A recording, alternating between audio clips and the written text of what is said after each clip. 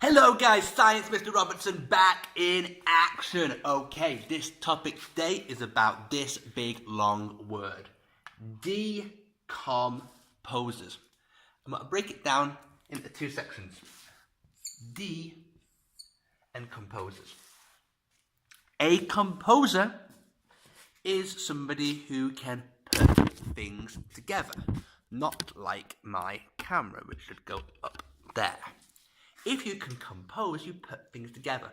We usually use this when we talk about music, because one person plays the drums, one person plays piano, one person sings la la la, or do you know how it's now gonna be? Oh oh. And you put them all together, you compose it. Composing is putting things together. But D,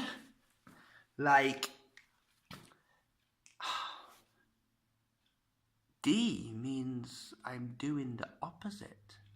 D means not in this case. Like, think about the words destruct, to take something down, and construct, to build it up. D means you take it down. So if I'm decomposing, I'm not putting things together. I'm doing the opposite. I'm taking things apart. I'm making them into smaller and smaller and smaller pieces. And that is what decomposition is all about. This happens in our forest. It happens in our forest because, hey, you know what? I have a tree. And as we know, in autumn, some leaves. Here's some leaves. They fall down. Next year, there's some more leaves. No, the year after that, varje höst, mer löv.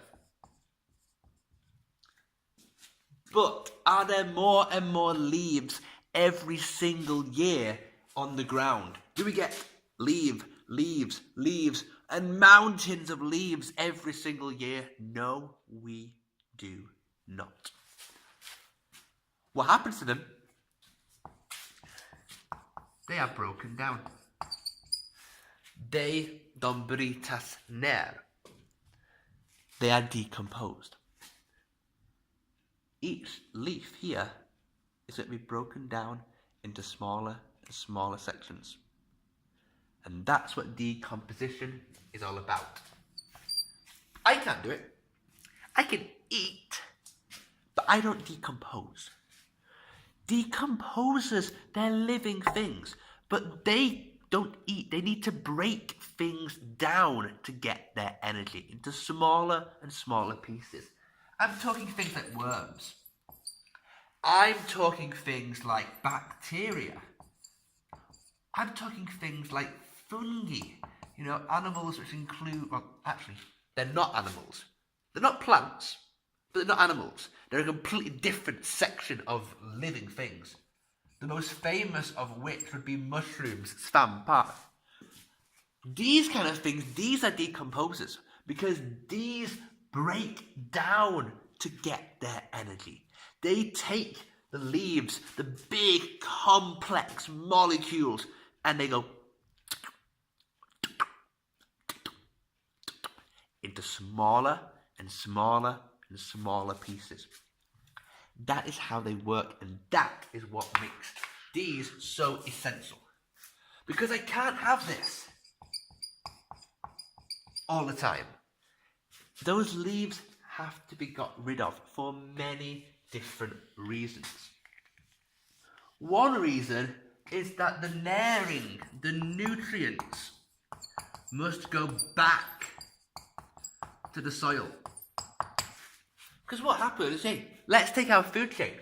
Let's take our grass, rabbit, fox. And the fox dies. Foxes die, living things die. No living things live forever.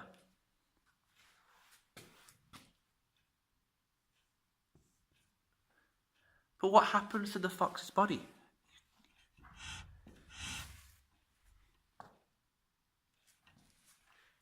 It gets decomposed.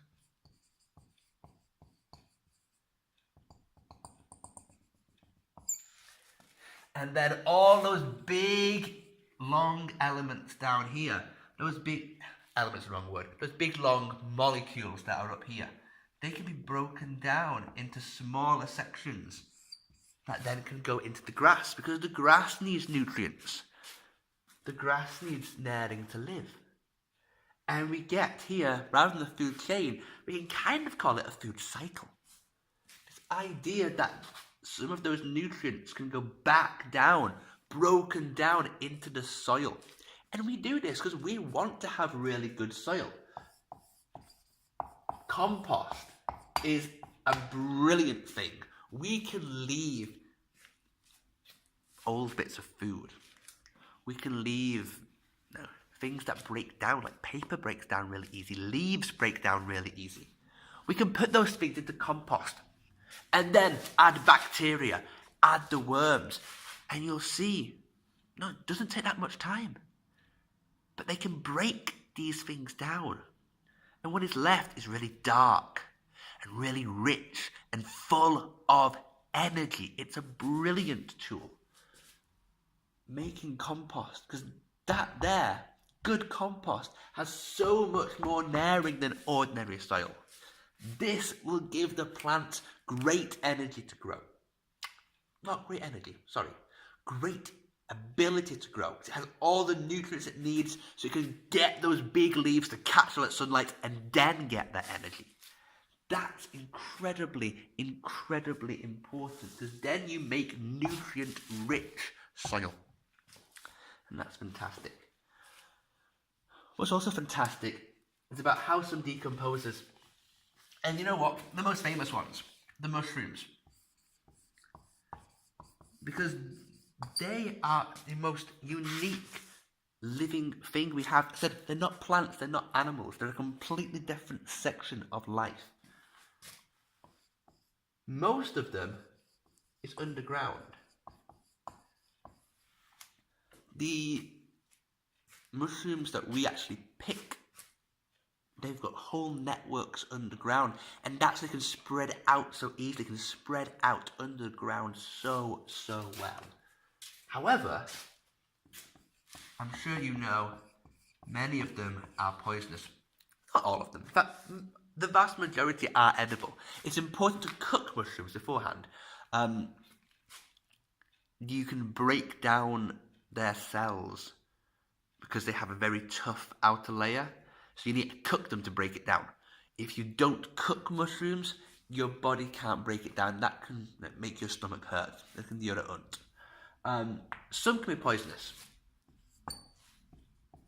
The most famous of which you'll find in Sweden is, of course, the flugsvamp. But what really impresses me is this idea of what is called symbiosis, or in Swedish, as simple as samarbete. There are trees, here's my tree again, that have little mushrooms down here. And they are working as a team. The mushrooms and the tree, they are one team. The tree makes energy. It makes sugar. It gives sugar to the mushrooms. Mushrooms need sugar to make their energy. The tree can make sugar, so gives it to the mushrooms. The mushrooms let more water go in, but also the nutrients. Right? All of those broken down, decomposed sections, the mushrooms can go and put in there. And hey, you wonder why we see more mushrooms right now? It's autumn. There's more leaves. There are more things falling off. It's a great time to get the mushrooms. It's a great time for life to be decomposed. Go back into our soil and be ready for the new year after the winter, and everything come back to life again. Science Robertson, goodbye for now.